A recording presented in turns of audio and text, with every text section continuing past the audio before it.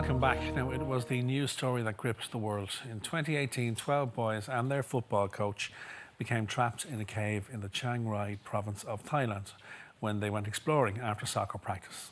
Their gruelling 17-day ordeal finally came to an end after a successful rescue mission. And 2 years on, the incredible story has now been made into a film featuring Irish diver Jim Warny, who played a central part in the rescue. We're delighted to have him in studio this morning. But first, let's take a look back at that fascinating story. We are coming. It's okay. It's okay. Many people are coming. On the 23rd of June 2018, a team of 12 boys aged between 11 and 16, including their coach, became trapped inside of a cave complex in northern Thailand. But monsoon rains soon filled the tight passageways, blocking their escape. Thousands of volunteers and soldiers from around the world united in a race against time to find them. Once found, the only way out was an impossible 5-hour dive swim that saw rescuers face extreme danger as they carried the boys out on stretchers through the hazardous tunnels of the cave. The rescue mission was successful and the boys emerged 17 days later to global acclaim. Jim, a very good morning to Morning, you. Jim. And thank you for joining us. Viewers probably didn't need a reminder of that story because it's one of those news stories that captured the imagination of the world. And we watched this story unfold day after day. And it was almost like the movie it has become, because we were just so invested in this story. You've been a cave diver for 20 years? 20 odd years, yeah. So how did it come about that you became part of the rescue mission, Jim? You know, I'm heavily involved in cave exploration, and you know that the necessary evil is that you're part of a voluntary rescue team. So I'm part of the Irish cave rescue team, which is mainly focused on dry cave rescue. But because I'm highly skilled in cave diving, I'm kind of the diving officer as such. And you know, the cave diving scene is very small. So there were some British cave divers sent out very early on who happened to find the kids, like we saw in the clip. But then later on, they needed more people with similar skills than them and that they were familiar working with. And that's why I ended up there. So you were sitting at home watching the coverage like the rest of us? Just like the rest of us. And tell us, you knew a couple of the British cave divers, Yeah. and you sent them a text to say, look, stay safe. Yeah, just to take care Let of me know if you need me. Yeah, never expecting rings. to be there, really. So, yeah. And how soon then did you head out to Thailand? So you got a call or a text from one of the lads saying, can you get out here? Yeah, I came home after work. I sent that text, and minutes later I got a reply back, how soon can you be ready? The following morning I was on a flight to Heathrow and then on to Bangkok. And did you, when you arrived on the ground then and went to the area where you had to go, were you aware of what was ahead of you? Kind of, yeah, because I suppose I had seen the media and I was not fully aware what was happening over there because the picture that the media depicted wasn't, you know, they didn't have all the facts or all the details because they were, you know, obviously it was all happening underground. Yeah. So it was kind of, you know, I was worried flying in there, especially one of the Thai soldiers had passed away.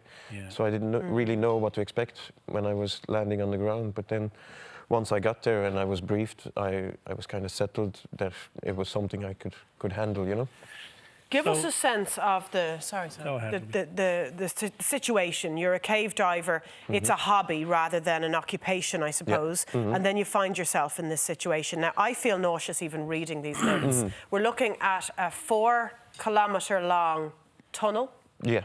To get through. Yeah. Parts of that, and you can explain it properly, are literally filled, completely filled with water. Yeah, this tunnel goes up and down, and in the lowest points, obviously, they're fully flooded. You know, when the rain started and the flood poles came along, those lower sections flooded quite rapidly, and that's why those kids got stuck. It was a flash flood. It was kind of a flash flood, or it was close to the tipping point when they went in. And but to ask a stupid question, like had that area, had it been mapped? Like, did you know what you were going into, or was it unknown territory?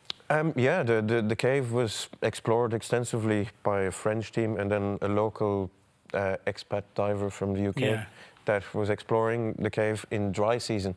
So you knew the layout of it? We knew the layout of it. OK, and when did they first discover the boys to say, you could then put a point to the map and go, well, Yeah. that's where they are. This is where we are. How do we get there? They expected the boys to be in a certain room, which was called Pattaya Beach, and they did actually find them there. So their prediction was right.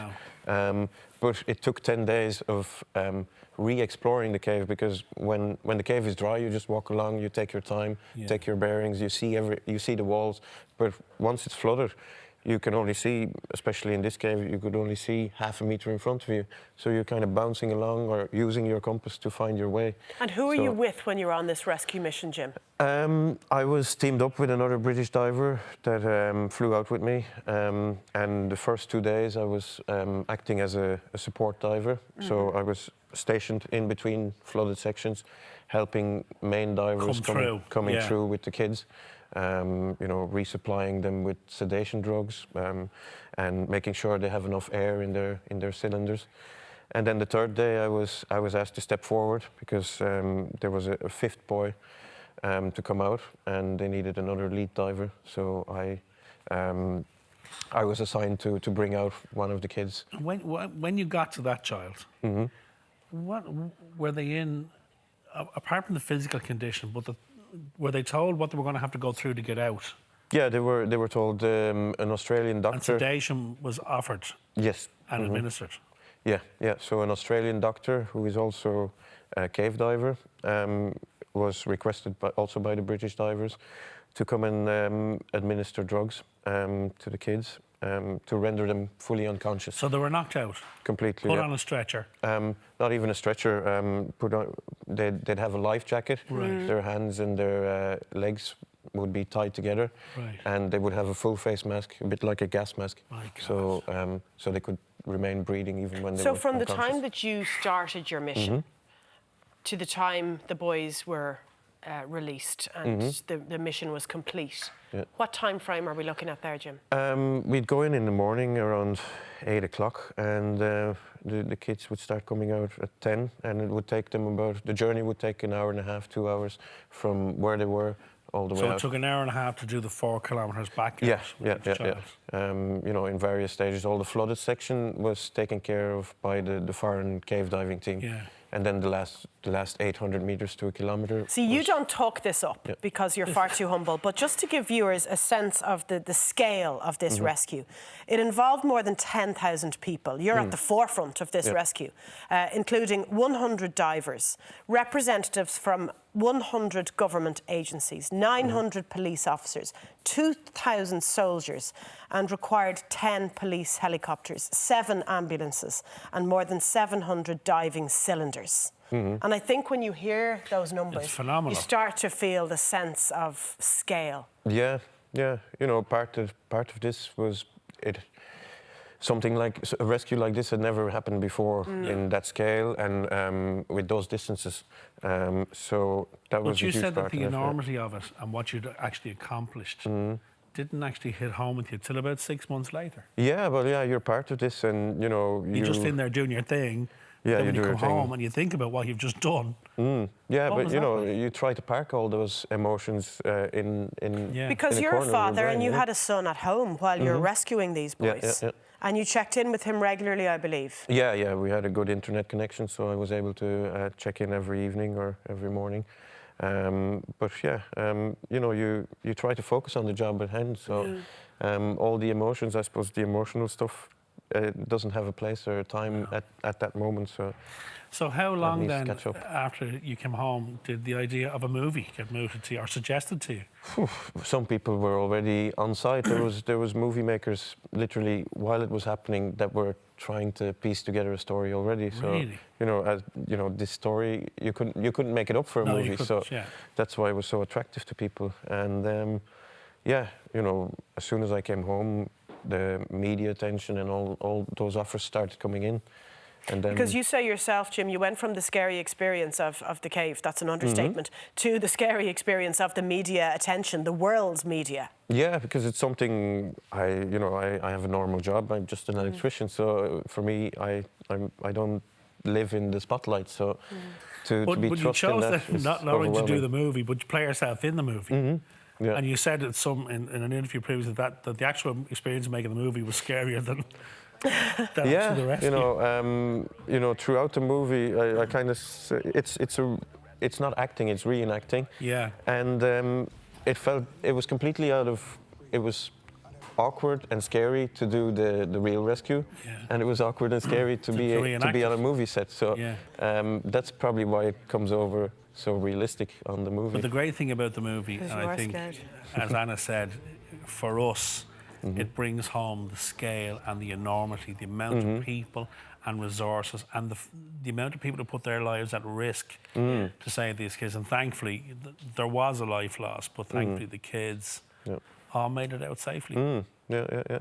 And the movie has appeared in a few countries now, especially in Thailand, and it's been well received. Your face is across billboards all over Thailand, Yeah, apparently, yeah. whether you like it or not. Yeah, I believe there was a number of kind of big, glossy Hollywood offers that you turned down.